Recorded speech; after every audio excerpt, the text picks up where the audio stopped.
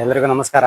ರೈತ ರೈತ ಹಾಗೆ ಉಳಿಬೇಕು ಅಂದಾಗ ಏನೇನ್ ಕಷ್ಟ ಅನುಭವಿಸ್ಬೇಕಾಗುತ್ತೆ ಅದಕ್ಕೆ ಇದೊಂದು ಚಿಕ್ಕ ನಿದರ್ಶನ. ಇದು ನಮ್ಮ ಹಳೆ ವಿಡಿಯೋ ನೋಡಿದ್ರೆ ನನ್ನ ಪರಿಚಯ ಇರುತ್ತೆ ನಿಮ್ಗೆ. ನಮ್ದು ಹಾಸನ ಡಿಸ್ಟಿಕ್ ಅರಸೀಕೆರೆ ತಾಲೂಕು, ದಿಬ್ಬೂರು ನಮ್ಮೂರು. ನನ್ನ ಹೆಸರು ನಟರಾಜ್ ಅಂತ ಅಂದ್ಬಿಟ್ಟು. ನೀವು ತುಂಬಾ ಜನ ನಮ್ಮ ಹಳೆ ವಿಡಿಯೋ ನೋಡಿದ್ರೆ ಹಳೆ ವಿಡಿಯೋದಲ್ಲಿ ನಮ್ಮ ತೋಟ ನೋಡಿರ್ತೀರಿ. ಈಗೆಲ್ಲ ನೀರಲ್ಲಿ ಮುಳ್ಕೊಂಡಿದೆ. ಇದಕ್ಕೆ ಕಾರಣ ಏನು, ನೀರ್ ಎಲ್ಲಿಂದ ಬರುತ್ತೆ ಅದಕ್ಕೆ ಮುಂದೆ ಹೇಳ್ತಾ ಹೋಗ್ತೇನೆ ನಾನು. ಮುಂಚೆ ಎಲ್ಲ ಇಷ್ಟೊಂದು ನೀರು ಬರ್ತಿರ್ಲಿಲ್ಲ. ಸುಮಾರು ಈಗ ಒಂದು 4-5 ವರ್ಷದಿಂದ ಇತ್ತೀಚೆಗೆ ಇಷ್ಟೊಂದು ನೀರು ನಮ್ಮ ಜಮೀನುಗಳಲ್ಲೆಲ್ಲ ನುಗ್ತಾ ಇದೆ. ಮುಂಚೆ ಇಷ್ಟೊಂದು ನೀರು ಬಂದ್ರೂ ಹಳ್ಳದಲ್ಲೇನೆ ಹೋಗ್ಬಿಡ್ತಿತ್ತು. ಇದು ಎಲ್ಲಿಂದ ಬರುತ್ತಪ್ಪ ನೀರು ಅಂತಂದ್ರೆ, ನಮ್ಮೂರಿಂದ ಒಂದು 14-15 ಕಿಲೋಮೀಟರ್ ದೂರದಲ್ಲಿ ಒಂದು ಹಿರೇಕಲ್ ಬೆಟ್ಟ ಅಂತ ಇದೆ. ಹಿರೇಕಲ್ ಬೆಟ್ಟದಿಂದ ಅಲ್ಲೇ ಕೆರೆ ತುಂಬಿದ್ಮೇಲೆ ಅಲ್ಲಿಂದ ಒಂದು 6 ಕಿಲೋಮೀಟರ್ಗೆ ಹಿರೇಸಾದ್ರಳ್ಳಿ ಅಂತ ಇದೆ. ಹಿರೇಸಾದ್ರಳ್ಳಿ ಕೆರೆಗೆ ಬರ್ತಾ ಇತ್ತು. ಹಿರೇಸಾದ್ರಳ್ಳಿ ಕೆರೆಗೆ ಬಂದು ಹಿರೇಸಾದ್ರಳ್ಳಿ ಕೆರೆ ತುಂಬಿದ್ಮೇಲೆ ಅಲ್ಲಿ ಕೋಡಿ ಬಿದ್ಮೇಲೆ ನಮ್ಮೂರ್ ಮುಖಾಂತರ ಕನ್ಕಟ್ಟೆ ಕೆರೆಗೆ ಹೋಗಿ ಸೇರ್ತಾ ಇತ್ತು ಮುಂಚೆ ಎಲ್ಲ. ಇತ್ತೀಚಿನ ದಿನಗಳಲ್ಲಿ ಏನಾಗ್ಬಿಡ್ತಪ್ಪ ಅಂದ್ರೆ ಒಂದು ಒಳ್ಳೆ ಉದ್ದೇಶ ಇಟ್ಕೊಂಡು ಇಲ್ಲಿ ನಮ್ಮೂರಿಂದ ಒಂದೂವರೆ-2 ಕಿಲೋಮೀಟರ್ ದೂರದಲ್ಲಿ ಚಿಕ್ಕೊಂಡಳ್ಳಿ ಮತ್ತೆ ಸಾತನಕೆರೆ ಅಂತ 2 ಊರಿದೆ. ಫಸ್ಟ್ ಚಿಕ್ಕೊಂಡಳ್ಳಿ ಕೆರೆಗೆ ಆ ಹಿರೇಕಲ್ ಬೆಟ್ಟದಿಂದ ಬಂದಿದ್ ನೀರು ಸಾದ್ರಳ್ಳಿ ಕೆರೆಗೆ ಕೋಡಿ ಬಿದ್ದು ಬರೋದಲ್ಲ, ಆ ನೀರ್ನ ಚಿಕ್ಕಂಡಳ್ಳಿ ಕೆರೆಗೆ ತುಂಬಾ ತರ ಮಾಡೋಣ ಅಂತ ಅಂದ್ಬಿಟ್ಟು ಅದಕ್ಕೆ ಕಾಲುವೆ ಮಾಡಿದ್ರು. ಚಿಕ್ಕಂಡಳ್ಳಿ ಕೆರೆ ತುಂಬಿ ಅದಾದ್ಮೇಲೆ ಆ ಕೋಡಿ ಹರಿದ್ಮೇಲೆ ಮತ್ತೆ ಅದೇ ಹಳ್ಳಕ್ಕೆ ಸೇರ್ಬಿಟ್ಟು ಕನ್ಕಟ್ಟೆ ಕೆರೆ ಸೇರ್ತಾ ಇತ್ತು. ಅದ್ರ ಜೊತೆಲಿ ಈಗ ಮತ್ತೆ ಸಾತನಕೆರೆ ಕೆರೆಗೂ ಹೋಗೋ ತರ ಮಾಡಿದ್ರು. ಈಗ ನಮ್ ಜಮೀನಿಗೆ ಸಾತನಕೆರೆ ಕೆರೆ ಮತ್ತೆ ಚಿಕ್ಕಂಡಳ್ಳಿ ಕೆರೆ ತೀರಾ ದೂರ ಏನಾಗಲ್ಲ, ಒಂದೂವರೆ-2 ಕಿಲೋಮೀಟರ್ ಮಾತ್ರ ಆಗುತ್ತೆ. ಹಂಗಾಗಿ ಏನಾಗುತ್ತೆ, ಈಗ ಕೆರೆ ಕೋಡಿ ಬಿದ್ದ ತಕ್ಷಣ ಕೆರೆ ಹತ್ರ ಇರೋದ್ರಿಂದ ಬೇಗ ನೀರ್ ನುಗ್ಬಿಡುತ್ತೆ ಜಮೀನುಗಳಿಗೆಲ್ಲ. ಅಂದ್ರೆ ಕೆರೆ ಕೋಡಿ ಬಿದ್ದ ತಕ್ಷಣ ನೀರ್ ನುಗ್ಗುತ್ತೆ ಅನ್ನೋದಕ್ಕಿಂತ ಬೇರೆ ಇನ್ನೂ ಏನೋ ಕಾರಣಗಳಿದಾವೆ. ಆ ಕಾರಣಗಳು ನಾನು ನಿಮ್ಗೆ ಹೇಳ್ತಾ ಹೋಗ್ತೀನಿ. ಯಾರು ಏನೇ ತಪ್ಪು ಮಾಡಿದ್ರು ಲಾಸ್ಟಿಗೆ ಬರೋದು ರೈತರ ಬುಡಕ್ಕೆ ಬಂದ್ಬಿಡುತ್ತೆ. ಪಾಪದವನ್ ಯಾರು ಅಂತಂದ್ರೆ ರೈತ ಅನ್ನೋ ತರ. ಈ ತರ ಮುಂಚೆ ಎಲ್ಲ ಬರ್ತಿರಿಲ್ಲ. ನಾವು ಚಿಕ್ಕ ಮಕ್ಳಿಂದ ನೋಡ್ದಂಗೆ ಯಾವಾಗ್ಲೋ 8 ವರ್ಷಕ್ಕೋ ಇಲ್ಲ 10 ವರ್ಷಕ್ಕೋ ಯಾವಾಗ್ಲೋ ಒಂದೊಂದ್ಸರಿ ಜಾಸ್ತಿ ಮಳೆ ಆಗಿದ ಟೈಮಲ್ಲಿ ಜಾಸ್ತಿ ಹಳ್ಳ ನೀರ್ ಹರಿದ್ರೆ ಮಾತ್ರ ಈ ತರ ಆಗ್ತಾ ಇತ್ತು. ಮಿಕ್ತಂತೆ ಈ ತರ ಆಗ್ತಾ ಇರಲಿಲ್ಲ. ಈಗ ಒಂದ್ 4-5 ವರ್ಷದಿಂದ ಹೆಂಗಾಗಿದೆ ಅಂತಂದ್ರೆ, ಹಳ್ಳ ಯಾವ್ದಾದ್ರು ಕೆರೆ ಕೋಡಿ ಬಿತ್ತು ಸಾತನಕೆರೆ ಅದಾವ ಇಲ್ಲ ಚಿಕ್ಕಂಡಳ್ಳಿದ ಅಂತಂದ್ರೆ ನಮ್ ಜಮೀನ್ ಮುಖಾಂತರನೇ ಹೋಗ್ಬೇಕು. ಹಳ್ಳದಲ್ಲಿ ಹೋಗೋದಕ್ಕಿಂತ ನೀರು ಜಾಸ್ತಿ ನಮ್ ಜಮೀನುಗಳಲ್ಲೇ ಹೋಗ್ಬಿಡುತ್ತೆ. ಈಗ ನಮ್ ತೋಟದ ಬಗ್ಗೆ ಹೇಳ್ಬೇಕು ಅಂತಂದ್ರೆ, ಸುಮಾರು ನಾವೊಂದು 14-15 ವರ್ಷದಿಂದ ಸಾವಯವ ಕೃಷಿ ಮಾಡ್ಕೊಂಬಂದಿದ್ದು, ಅಂದ್ರೆ ನೈಸರ್ಗಿಕ ಕೃಷಿ ಪದ್ಧತಿಯಲ್ಲಿ ತೋಟ ನಿರ್ವಹಿಸ್ಕೊಂಡ್ ಬಂದಿದ್ದು. ಈಗ ಒಂದು 6-7 ವರ್ಷದಿಂದ ಜೀರೋ ಕಲ್ಟಿವೇಶನ್ ಮಾಡಿದ್ವಿ. ಈಗ ನೋಡಿ ನಮ್ ತೋಟದ ಪರಿಸ್ಥಿತಿ ಹೆಂಗಾಗಿದೆಯಪ್ಪ ಅಂತಂದ್ರೆ, ಇದಕ್ಕೆ ಮೇನ್ ಕಾರಣ ಏನಪ್ಪಾ ಅಂದ್ರೆ, ಒಂದು ಕೆರೆ ಪಾಯಿಂಟ್ ಹತ್ರ ಆಯ್ತು. ಬಟ್ ಕೆರೆ ಪಾಯಿಂಟ್ ಹತ್ರ ಆದ್ರೂ ಹಳ್ಳ ಕರೆಕ್ಟ್ ಆಗಿ ಇರ್ತಿತ್ತು ಅಂತಂದ್ರೆ ಏನ್ ಆಗ್ತಿರ್ಲಿಲ್ಲ. ಹಳ್ಳದಲ್ಲಿ ನೀರ್ ಹೋಗ್ಬಿಡೋದು, ಕೆರೆ ಕೋಡಿ ಬಿತ್ತು ಅಂದ್ರು ಹಳ್ಳದಲ್ಲಿ ನೀರ್ ಹೋಗ್ಬಿಡೋದು. ಒಂದು ಮೊದಲನೇದ ಕಾರಣ ಏನಾಗ್ಬಿಡತ್ತಪ್ಪ ಅಂತಂದ್ರೆ, ಈ ಅವೈಜ್ಞಾನಿಕವಾಗಿ ಚೆಕ್ ಡ್ಯಾಮ್ಗಳು ಏನ್ ಕಟ್ತಾ ಇದಾರಲ್ಲ, ಅದೇ ಮೇನ್ ಕಾರಣ. ಹಳ್ಳದ ಏನ್ ಏರಿಗಳು ಇರ್ತಾವಲ್ಲ, ಹಳ್ಳದ ಏರಿಗಳಿಗಿನ್ನ ಹೈಟ್ ಆಗಿ ಚೆಕ್ ಡ್ಯಾಮೇ ಇರುತ್ತೆ. ಹಂಗಾಗಿ ಏನಾಗುತ್ತೆ, ಹಳ್ಳದ ನೀರು ಹಳ್ಳದಲ್ಲಿ ಹೋಗೋದ್ ಬಿಟ್ಬಿಟ್ಟು ಹೊರಗಡೆ ಹೋಗಕ್ ಶುರು ಮಾಡುತ್ತೆ. ಅಕ್ಕಪಕ್ಕದ ಜಮೀನಿಗೆ ಈ ತರ ನುಗ್ಬಿಟ್ಟು ಹಳ್ಳದಲ್ಲಿ ಹೋಗೋದ್ಕಿಂತ ಜಾಸ್ತಿ ಅಕ್ಕಪಕ್ಕದ ಜಮೀನಲ್ಲೇ ಹೋಗಕ್ ಶುರು ಆಗುತ್ತೆ. ಅದ್ ಯಾರು ಆತರ ಸ್ಕೆಚ್ ಮಾಡ್ತಾವ್ರೋ ಏನ್ ಮಾಡ್ತಾವ್ರೋ, ಅವ್ರಿಗೆ ಮನ್ಸಿಗೆ ಬಂದಂಗ್ ಮಾಡ್ತಾರೋ ಏನೋ ಗೊತ್ತಿಲ್ಲ. ಒಟ್ನಲ್ಲಿ ಚೆಕ್ ಡ್ಯಾಮ್ಗಳಿಂದ ಈ ತರ ಪ್ರಾಬ್ಲಮ್ ಆಗ್ತಾ ಇದೆ. ಆಮೇಲೆ ಅದ್ರ ಜೊತೆಲಿ ನಮ್ಮ ರೈತರು ಏನ್ ಮಾಡ್ತಾರಪ್ಪ ಅಂತಂದ್ರೆ, ಹಳ್ಳಗಳನ್ನ ಉಳಿಸ್ಕಂತಿಲ್ಲ. ಅಂದ್ರೆ ಹಳ್ಳದಲ್ಲಿ ನೀರ್ ಹರಿಯೋದಕ್ಕೆ ಜಾಗ ಇಲ್ದಿರೋ ತರ ಏನೋ ತುಂಬಿಡೋದು ಅದೊಂದು. ಆಮೇಲೆ ಇನ್ ಕೆಲವರು ಹಳ್ಳನೇ ಗೆದ್ಬಿಡೋದು. ಹಳ್ಳನೇ ಗೆದ್ಬಿಟ್ಟು ಅದಕ್ಕೂ ಏನೋ ತೆಂಗಿನ ಸಸಿ ಹಾಕೋದು, ಇನ್ನೊಂದು ಮತ್ತೊಂದು ಏನೋ ಒಂದ್ ಮಾಡ್ಬಿಡೋದು. ಹಂಗ್ ಮಾಡ್ಬಿಟ್ಟು ಹಳ್ಳ ಉಳಿಸ್ಕೊಂತಿಲ್ಲ. ಹಂಗ ಹಳ್ಳ ಉಳಿಸ್ಕೊಂಡ್ಲಿಲ್ಲ ಅಂತಂದ್ರೆ ಅವ್ರ ಜಮೀನುಗಳಿಗೆ ನೀರ್ ನುಗ್ಗೋದು ಫಸ್ಟಿಗೆ. ಅದನ್ನ ಅರ್ಥ ಮಾಡ್ಕೋಬೇಕಾಗತ್ತೆ. ಅದಾದ್ಮೇಲೆ ಇನ್ನೊಂದು, ಇಲ್ಲಿ ನಮಗೆ ದಿಬ್ಬೂರಿಂದ ಚಿಕ್ಕಂಡಳ್ಳಿಗೆ ಹೋಗೋದು ಒಂದು ರೋಡ್ ಸಿಮೆಂಟ್ ರೋಡ್ ಆಯ್ತು.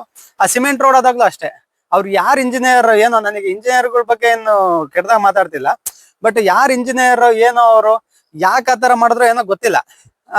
ಹತ್ತತ್ರ 2 ಕೆರೆ ನೀರು ಹಳ್ಳದ ನೀರು ಹೋಗೋ ಜಾಗದಲ್ಲಿ ಸೇತುವೆನ ಮುಂಚೆ ಸ್ವಲ್ಪ ದೊಡ್ಡದಾಗಿತ್ತು ಸೇತುವೆ. ಅದು ಆ ಸೇತುವೆನ ಹೆಂಗ್ ಮಾಡಿದಾರಪ್ಪ ಅಂದ್ರೆ, ಒಂದ್ 3 ಚರಂಡಿ ನೀರು ಹೋಗೋ ತರ ಸೇತುವೆ ಮಾಡಿದ್ದಾರೆ. ಬಟ್ ಅವರು ಇಲ್ಲಿ ಸ್ಥಳೀಯರನ್ನ ಒಂದ್ಸರಿ ವಿಚಾರಿಸಿದ್ರೆ ಅನುಕೂಲ ಆಗುತ್ತೆ ಅನ್ಸುತ್ತೆ. ಎಷ್ಟ್ ನೀರ್ ಹೋಗುತ್ತೆ ಏನು. ನಾವು ನೋಡಿದ ಮಟ್ಟಿಗೆನೆ ಇಷ್ಟೊಂದ್ ನೀರ್ ಯಾವಾಗ್ಲೂ ಹೋಗಿದ್ ನೋಡಿಲ್ಲ. ನಮ್ಮ ಹಿರಿಯರನ್ನ, ನಮ್ಮ ತಾತ ಇಲ್ಲ ನಮ್ಮ ಅಪ್ಪ ವಯಸ್ಸದವ್ರು ಕೇಳಿದ್ರೆ ಯಾವಾಗ್ಲೂ ಒಂದ್ಸರಿ ಇಷ್ಟು ನೀರ್ ಬರ್ತಿತ್ತು ಅಂತ ಹೇಳ್ತಾರೆ.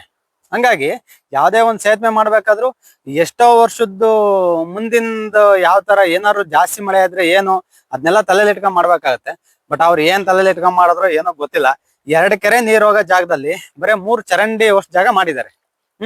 ಅಷ್ಟೇ ಜಾಗ. ಒಂದು ಚೆಕ್ ಡ್ಯಾಮು ಈ ತರ ಕಟ್ಟೋದ್ರಿಂದ ಹಿಂಗಾಯ್ತು. ಆಮೇಲೆ ಒಂದು ಇದಾಯ್ತು ನೋಡಿ. ಇವರೆಲ್ಲ ಬಂದ್ ಮಾಡೋಗಿದ್ದಕ್ಕೆ ನಮ್ಮ ರೈತರ ಜಮೀನುಗಳೆಲ್ಲ ಮುಳ್ಕೊಂಡು ಹೋಗಿದಾವೆ. ಇದು ಒಂದ್ ಕಡೆ ಭಾಗ ಇದು ನಮ್ ಜಮೀನಿಂದು. ಇಲ್ಲಿ ನೋಡಿ ಫುಲ್ ಎಷ್ಟ್ ನೀರ್ ತುಂಬ್ಕೊಂಡಿದೆ ಅಂತಂದ್ರೆ ಈ ಬಾಳೆ ಗಿಡಗಳೆಲ್ಲ ಆಲ್ರೆಡಿ ಮುಳುಗೋಗಿದಾವೆ. ಈ ಬಾಳೆ ಗಿಡ ಸ್ವಲ್ಪ ಬೇಗ ನೀರ್ ನಿಂತ್ರೆ ಸುಳಿಯಿಂದ ನೀರ್ ಇಳಿತೆಲ್ಲ, ಹಂಗಾಗ್ಬಿಟ್ಟು ಆ ಬಾಳೆ ಗಿಡ ಬದುಕುತ್ತೆ. ಬಟ್ ಇದೆಯಲ್ಲ, ಇದು ಬದುಕಲ್ಲ, ಇದು ಆಲ್ರೆಡಿ ಮುಳುಗಿದೆ. ಅದು ಸುಳಿಯಿಂದ ನೀರು ಒಳಗಡೆ ಹೋತು ಅಂತಂದ್ರೆ ಗೆಡ್ಡೆ ಬೇಗ ಕೊಳೆಯುತ್ತೆ. ಹಂಗಾಗಿ ಅಲ್ಲೆಲ್ಲ ಇದೆ, ಅಲ್ಲೊಂದ್ 2 ಲೈನ್ ಬಾಳೆ ಗಿಡ ಇದೆ, ಅದೆಲ್ಲ ಮುಳ್ಕೊಂಡ್ ಹೋಗಿದೆ. ಅದೆಲ್ಲ ಪಚ್ಚ ಬಾಳೆ, ಸ್ವಲ್ಪ ಚಿಕ್ಕದಾಗಿದೆ ಗಿಡ, ಅದು ಹಂಗಾಗಿ ಮುಳ್ಕೊಂಡ್ ಹೋಗಿದೆ. ಈ ಬಾಳೆ ಗಿಡ ಎಲ್ಲ ನೋಡಿ, ಇದೆಲ್ಲ 2ನೇ ಸರಿ ಹಾಕಿರೋದು. ನಾವು ಲಾಸ್ಟ್ ಟೈಮ್ ನಮಗೆ ಇದೇ ತರ 4 ವರ್ಷದ 5 ವರ್ಷದ ಹಿಂದೆ ಒಂದ್ಸರಿ ಇದೇ ತರ ಆಗಿತ್ತು. ಅವಾಗ ನಾವೇನ್ ಅನ್ಕೊಂಡ್ವಿ, ಇದೊಂದೇ ವರ್ಷ ಹಿಂಗಾಗುತ್ತೆ, ಯಾವಾಗ್ಲೂ ಹಿಂಗ ಆಗಲ್ವಲ್ಲ ಅಂತ ಅನ್ಕೊಂಡಿರ್ಬೋದು ನೀವು. ಅಡಿಕೆ ಗಿಡ ಮುಳುಗೋಗಿದೆ. ಇಲ್ಲಿ ಸುಮಾರು ಹತ್ತತ್ರ ಒಂದು 3 ಅಡಿ ಹೈಟಿಗೆ ನೀರ್ ಹರಿತಾ ಇದೆ.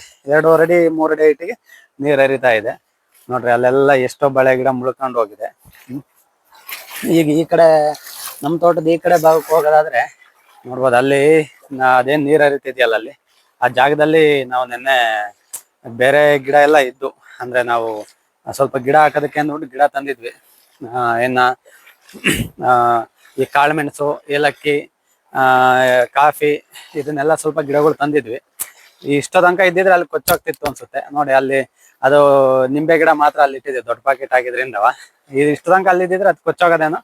ನೆನ್ನೆ ಬೆಳಿಗ್ಗೆನೆ ಹಳದೊಳಗೆಲ್ಲ ಓಡಾಡ್ಕೊಂಡು ತಗೊಂಡೋಗಿ ಮನೆ ಹತ್ರ ಇಟ್ಬಿಟ್ವಿ. ಆಮೇಲೆ ಇಲ್ಲಿ ನಾವು ಏನು ಮುಂಚೆ ಈಗ 4 ವರ್ಷದಿಂದ ಹಳ್ಳದ ನೀರು ಇದೇ ತರ ಬಂದಿತ್ತು ಅಂತ ಹೇಳಿದ್ನಲ್ಲ, ಅವಾಗ ಸುಮಾರು ಒಂದು 6 ತಿಂಗಳವರೆಗೂ ಇತ್ತು ನೀರು.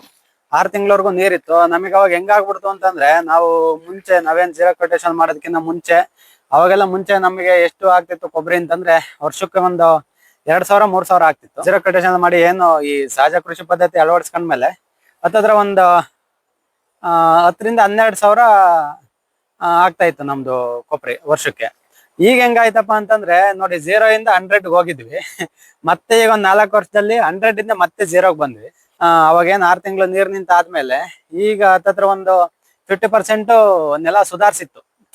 ನೆಲ ಸುಧಾರಿಸಿದ್ದು ಏನಾಯ್ತು, ಈಗ ಆಲ್ರೆಡಿ ಮತ್ತೆ ಈಗ 0 ಹೋಗ್ತೇವೇನೋ ಅಂತ ತರ ಒಂದು ಭಯ ಕಡೋದಕ್ಕೆ ಶುರು ಆಗ್ಬಿಡುತ್ತೆ ನೋಡಿ. ಇದೆಲ್ಲ ಅವಾಗ ಹಾಕಿದ್ದು. ಅಂದ್ರೆ ನೆಲದಲ್ಲಿ ನೀರ್ ನಿಲ್ಬಾರ್ದು ಯಾವತ್ತೂ. ಅಂದ್ರೆ ನೆಲದಲ್ಲಿ ತೇವಾಂಶ ಇರ್ಬೇಕು, ಬಟ್ ನೀರ್ ನಿಲ್ಬಾರ್ದು. ನೀರ್ ನಿಂತಾಗ ಏನಾಗುತ್ತೆ, ನೆಲದಲ್ಲಿ ಏನ್ ಇರೋ ಜೀವಾಣುಗಳೆಲ್ಲ ಅದು ಸತ್ತೋಗುತ್ತೆ. ಆಮೇಲೆ ನೋಡಿ, ನಾನು ಏನ್ 4 ವರ್ಷದ ಹಿಂದೆ ಹಳ್ಳ ಇದೇ ತರ ಬಂದಿತ್ತು ಅಂತ ಹೇಳಿದ್ನಲ್ಲ, ಆ ಟೈಮಲ್ಲಿ ಈ ಬಾಳೆ ಎಲ್ಲದನ್ನು ಇದು ಮತ್ತೆ ಈ ಕಡೆ ಎಲ್ಲ ಪೂರ್ತಿಯಾಗಿ ಹಾಕಿದ್ವಿ. ಇದೆಯಲ್ಲ, ಇದೇ ಏಜಿನ ಬಾಳೆ ಈ ಕಡೆ ಎಲ್ಲ ಇತ್ತು. ಈ ಕಡೆ ಎಲ್ಲ ಇದ್ದಿದ್ದು ಏನಾಗ್ಬಿಡ್ತು ಅಂದ್ರೆ, ಆ ಟೈಮಲ್ಲಿ ಸುಳಿಯಿಂದ ನೀರ್ ಇಳಿದ್ಬಿಟ್ಟು ಅರ್ಧ ಈ ಕಡೆ ಡೌನ್ ಸ್ವಲ್ಪ ಜಾಸ್ತಿ ಇದೆ, ಹಂಗಾಗ್ಬಿಟ್ಟು ಅರ್ಧ ಬಾಳೆ ಹೋಗ್ಬಿಡ್ತು. ಅದು ಹೋಗಿ ಇದು ಮಿಕ್ಕಿತ್ತು. ಇದು ಮಿಕ್ಕಿದ ಬಾಳೆ ಗಿಡ ಎಲ್ಲ ಇದು ಆಲ್ರೆಡಿ ಅಲ್ಲಿ 3ನೇ 4ನೇ ಕಟಾವ್ ಇದು ಮಾಡ್ತಾ ಇರೋದು. ಬಟ್ ಇದೆಲ್ಲ ಈಗ ಮತ್ತೆ ಹೊಸ್ದಾಗಿ ಹಾಕಿದ್ವಿ. ಈಗ ಹೋದ ವರ್ಷ ಮತ್ತೆ ಹೊಸ್ದಾಗಿ ಹಾಕಿದ್ವಿ. ಇದೆಲ್ಲ ಈಗ ಮತ್ತೆ ಆಲ್ರೆಡಿ ಇದಾಗ್ತಾ ಇದೆ, ಗೊನೆ ಆಗ್ತಾ ಇದೆ. ಆಮೇಲೆ ನೋಡಿ, ಇಲ್ಲೆಲ್ಲ ಸ್ವಲ್ಪ ವಿಳೆದೆಲೆ ಗಿಡನೆಲ್ಲ ಸ್ವಲ್ಪ ಜಾಸ್ತಿ ಮಾಡೋಣ ಅಂತ ಅಂದ್ಬಿಟ್ಟು ಮಾಡಿದ್ವಿ. ಇದೆಲ್ಲ ಇದು ಹಳೆ ವಿಳೆದೆಲೆ ಗಿಡ. ಇದೆಲ್ಲ ಏನಾಗುತ್ತೋ ಅನ್ನೋದೊಂದು ಬೇಜಾರಾಗುತ್ತೆ. ಅಂದ್ರೆ ಇಷ್ಟೊಂದು ವರ್ಷಾನ್ಗಟ್ಲೆ ಕಷ್ಟಪಟ್ಟು ಕೆಲಸ ಮಾಡಿರ್ತೀವಿ, ಯಾರನ್ನು ಏನ್ ದೂರ ತರ ಏನಿಲ್ಲ, ಆದ್ರೆ ಇಷ್ಟೊಂದು ಕಷ್ಟಪಟ್ಟು ಕೆಲಸ ಮಾಡಿದ್ದೆಲ್ಲ ವ್ಯರ್ಥ ಆಯ್ತಲ್ಲ ಅಂತ ಅನಿಸ್ತಾ ಇರುತ್ತೆ. ಈಗ ನೋಡಿ, ಮತ್ತೆ ಹಳ್ಳ ನಿಲ್ತು ಅಂದ್ರೆ, ಮತ್ತೆ ನೀರ್ ಹೋಯ್ತು ಅಂತಂದ್ರೆ ಮತ್ತೆ ನಾವು ಶುರು ಮಾಡ್ಕೊಳ್ಳೇಬೇಕು. ಮತ್ತೆ ಸ್ಲರಿ ಹಾಕೋದು, ಜೀವಾಮೃತ ಕೊಡೋದು, ಇದನ್ನೆಲ್ಲ ಮಾಡಿ ಮತ್ತೆ ನೆಲ ಫಲವತ್ತತೆ ಮಾಡ್ಕೊಳ್ಳೇಬೇಕು. ಮತ್ತೆ ಯಾವಾಗ ಮಳೆ ಆಗುತ್ತೋ, ಮತ್ತೆ ಯಾವಾಗ ಇಷ್ಟೊಂದು ನೀರ್ ಜಾಸ್ತಿ ಆಗಿ ಬರುತ್ತೋ ಗೊತ್ತಿಲ್ಲ. ಅಂದ್ರೆ ಇಷ್ಟೊಂದು ಜಾಸ್ತಿ ನೀರ್ ಬರ್ತಿರ್ಲಿಲ್ಲ ಅನ್ಸುತ್ತೆ ಬೇಗ. ಬಟ್ ಆದ್ರೆ ಚಿಗಂಡಳ್ಳಿ ಕೆರೆಗೆ ಏನು ಈ ಹೇಮಾವತಿ ನೀರ್ನ ತುಂಬಿಸೋ ಯೋಜನೆ ಇದೆಯಲ್ಲ, ಆ ಯೋಜನೆಯಲ್ಲಿ ಚಿಗಂಡಳ್ಳಿ ಕೆರೆಗೆ ಒಂದು 3/4 ಕೆರೆ ಅಷ್ಟು ನೀರ್ ತುಂಬಿಸಿದ್ರು. ಅದ್ರ ಜೊತೆಲಿ ಈಗ ಮಳೆ ಆಯ್ತಲ್ಲ, ಮಳೆ ಆಯ್ತು, ನೀರ್ ಬೇರೆ ಚೆನ್ನಾಗ್ ಬಂತು. ಹಂಗಾಗ್ಬಿಟ್ಟು ಬೇಗ ಕೆರೆ ಕೋಡಿ ಬಿದ್ಬಿಟ್ಟು ನೀರ್ ಹರಿಯೋದಕ್ಕೆ ಶುರು ಆಯ್ತು. ಆ ಕೋಡಿ ಬಿದ್ದು ನೀರ್ ಹರಿದ್ರೆ ಪರವಾಗಿಲ್ಲ, ಅದನ್ನ ಹಳ್ಳ ಹಾಳು ಮಾಡ್ಕೊಂಡ್ಬಿಟ್ಟು ಹಳ್ಳದಲ್ಲಿ ನೀರ್ ಹೋಗ್ದಂಗ್ ಮಾಡ್ಕೊಂಡಿರೋದು ನಮ್ ತಪ್ಪು. ಆಮೇಲೆ ಇನ್ ಕೆಲವಷ್ಟು ಜನ ರೈತರು ಏನ್ ಮಾಡ್ತಾರಪ್ಪ ಅಂತಂದ್ರೆ, ಹಳ್ಳದ ನೀರ್ನ ಜಮೀನಿಗೆ ನುಗ್ಗಿಸ್ಬಿಟ್ರೆ ಏನೋ ಆಗುತ್ತೆ ಅನ್ನೋ ಮೂಢನಂಬಿಕೆ. ಅದೇನೋ ಗೊತ್ತಿಲ್ಲ. ಅಷ್ಟೊಂದ್ ನೀರ್ ನಿಂತ್ರೆ ನೆಲ ಹಾಳಾಗುತ್ತೆ ಅಂತ ಅವ್ರ ಗಮನಕ್ಕೆ ಬಂದಿಲ್ಲ ಅನ್ಸುತ್ತೆ ನೋಡಿ. ಇಲ್ಲೆಲ್ಲ ಸ್ವಲ್ಪ ಇದನ್ನ ಹಾಕಿದ್ವಿ, ಏನೋ ಸುವರ್ಣಗಡ್ಡೆ ಇತ್ತು, ಅಲ್ಲೊಂದ್ ಲೈನ್ ಸುವರ್ಣಗಡ್ಡೆ ಇತ್ತು ಆ ಜಾಗದಲ್ಲಿ. ಅದು ಆಲ್ರೆಡಿ ಕೊಚ್ಚೋಗಿದೆ. ಅಲ್ಲೊಂದೇ ಒಂದ್ ಗಿಡ ಕಾಣಿಸುತ್ತೆ ನೋಡಿ, ನಿಮಗೆ ಕಾಣಿಸುತ್ತೆ ನೋಡಿ. ಅಲ್ಲೆಲ್ಲ ಕೊಚ್ಚೋಗಿದೆ. ಇದೆಲ್ಲ ಸ್ವಲ್ಪ ಶುಂಠಿ ಇತ್ತು, ಒಂದ್ 3-4 ಲೈನ್ ಶುಂಠಿ ಹಾಕೊಂಡಿದ್ವಿ. ಆಮೇಲೆ ಸ್ವಲ್ಪ ಇದೆಲ್ಲ ಅರಶಿನ ಇದೆ, ಇದೊಂದು ಸ್ವಲ್ಪ ಅರಶಿನ ಇತ್ತು. ಇದೆಲ್ಲ ಏನಾಗುತ್ತೋ ಗೊತ್ತಿಲ್ಲ. ಆಮೇಲೆ ಚಿಕ್ಕದೆಲ್ಲ ಅಡಕೆ ಗಿಡಗಳೆಲ್ಲ ಇದಾವೆ. ಆಮೇಲೆ ಇಲ್ಲೆಲ್ಲ ನೋಡಿ, ಕಾಳುಮೆಣಸು ಗಿಡ ಹಾಕಿದ್ವಿ ಅಂತ ಅನ್ನಲ್ಲ ನಾನು, ಎಲ್ಲಾ ಮರದ ಬುಡಕ್ಕೂ ಹಾಕಿದ್ವಿ. ಇದೊಂದೇ ಒಂದು ಕಾಳುಮೆಣಸು ಗಿಡ ಮಾತ್ರ ನಮ್ ಕಣ್ಣಿಗೆ ಕಾಣಿಸ್ತಾ ಇದೆ. ಅದು ಬಿಟ್ರೆ ಬೇರೆ ಯಾವ ಕಾಳುಮೆಣಸು ಕಾಣಿಸ್ತಿಲ್ಲ, ಎಲ್ಲಾ ಮುಳ್ಕೊಂಡು ಹೋಗಿದೆ. ಅದೇನೋ ಗೊತ್ತಿಲ್ಲ, ರೈತನ ಜೀವನನೇ ಇಷ್ಟ ಆಗ್ಬಿಟ್ಟಿದೆ. ಏನೋ ಒಂದು ಜೀವನ ಚೆನ್ನಾಗ್ತಿದೆ, ಸುಧಾರಿಸ್ಕೊಂತ ಇದ್ದಾನೆ, ಸ್ವಲ್ಪ ಆದಾಯ ಜಾಸ್ತಿ ಆಗ್ತಿದೆ ಅನ್ನೋ ಟೈಮಲ್ಲಿ ಮತ್ತೆ ಇನ್ನೊಂದೇನೋ ಶುರು ಆಗ್ಬಿಡುತ್ತೆ. ಹವಾಮಾನ ವೈಪರೀತ್ಯದಿಂದ ಮಳೆ ಜಾಸ್ತಿ ಆಗೋದು ಇಲ್ಲ ಏನೋ ಒಂದ್ ಆಗ್ಬಿಟ್ಟು ಅವ್ನ್ ಮತ್ತೆ ಎಲ್ಲಿಂದ ಸ್ಟಾರ್ಟ್ ಮಾಡಿರ್ತಾನೆ ಮತ್ತೆ ಅಲ್ಲಿಗೆ ಬರೋ ತರ ಆಗ್ಬಿಡುತ್ತೆ. ನೋಡಿ ಇದೆಲ್ಲ ಅರಿಶಿನ, ಇದೆಲ್ಲ ಏನಾಗುತ್ತೋ ಗೊತ್ತಿಲ್ಲ, ಇಷ್ಟೊಂದು ನೀರ್ ಹರಿತಾ ಇದೆ. ನೋಡಿ ನಮ್ ತೋಟದಲ್ಲಿ ಎಲ್ಲೇ ಹೋದ್ರು ಮುಂಚೆ ಹೆಂಗಾಗ್ತಿತ್ತು, ಇದರಿಂದ 2-3 ಪಟ್ಟೆ ನಮಗೆ ಸ್ವಲ್ಪ ಹೈಟ್ ಇತ್ತು, ಈ 2 ಪಟ್ಟೆಗಾರು ನೀರ್ ನುಗ್ಗಲ್ಲ ಅನ್ನೋದೊಂದು ಕಾನ್ಫಿಡೆನ್ಸ್ ಇತ್ತು. ಬಟ್ ಈಗ ಈ ಪಟ್ಟೆಗಳಿಗೂ ನೀರ್ ನುಗ್ತಾ ಇದೆ. ಒಟ್ನಲ್ಲಿ ನೋಡಿ ಇಲ್ಲಿ ಹೆಂಗ ನಮ್ ಜೇನ್ ಪೆಟ್ಟಿಗೆಗೆ ಅಷ್ಟೊಂದು ಹೈಟಿಗೆ ನೀರ್ ಹೋಗಿಲ್ಲ. ಅಷ್ಟೊಂದು ಹೈಟಿಗೆ ನೀರ್ ಹೋಗಿದ್ರೆ ಅದನ್ನು ಶಿಫ್ಟ್ ಮಾಡೋದು ಸ್ವಲ್ಪ ಕಷ್ಟ ಆಗ್ತಿತ್ತು. ಆ ಸ್ಟ್ಯಾಂಡ್ ಎಲ್ಲ ಸ್ವಲ್ಪ ಕಾಂಕ್ರೀಟ್ ಆಗಿ ಹೂಣಿದ್ವಿ, ಹಂಗಾಗಿ ಸ್ಟ್ಯಾಂಡ್ ತಗೊಂಡೋಗಿಟ್ಟು ಬೇರೆ ಕಡೆ ಇಡ್ಬೇಕಾಗೋದು. ಆ ಸ್ಟ್ಯಾಂಡ್ ತೆಗೆಯೋದಕ್ಕೆ ಬರ್ತಿರ್ಲಿಲ್ಲ. ನೋಡಿ ಸದ್ಯಕ್ಕೆ ನಮ್ಮ ತೋಟದಲ್ಲಿ ಇಷ್ಟೊಂದು ನೀರು ನುಗ್ಗಿದ್ರು ಸೇಫ್ ಆಗಿರೋದೊಂದು ಅಂತಂದ್ರೆ ಈ ಜೇನ್ ಪೆಟ್ಟಿಗೆ ಮಾತ್ರ. ನೋಡಿ ಅವ್ರ ಕೆಲಸ ಅವ್ರು ಮಾಡ್ತಾವೆ. ಅಂದ್ರೆ ಏನಪ್ಪಾ ಅಂದ್ರೆ ಇಷ್ಟೊಂದು ಕಷ್ಟಪಟ್ಟು ಇಷ್ಟೊಂದು ವರ್ಷ ಏನು ಫಲವತ್ತತೆ ಕಳ್ಕೊಂಡಿದ್ ಮಣ್ಣ ಮತ್ತೆ ಫಲವತ್ ಮಾಡಕ್ ಹೋಗ್ತಾ ಇದ್ವಿ.